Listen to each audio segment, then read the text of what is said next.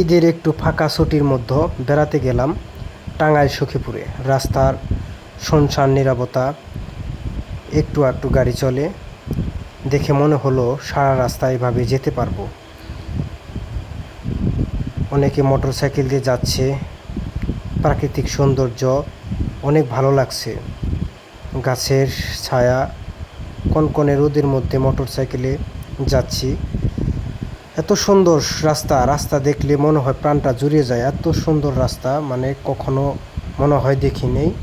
টাঙ্গাইল সখীপুরে এরকম একটা সুন্দর রাস্তা দিয়ে গেলাম, কিন্তু যাবার পথে হঠাৎ দেখা হলো অনেক মানুষের সাথে, কথা হলো, ছোট ভাইদের হাতছানি, ভালো লাগলো, তারা অনেক আনন্দিত।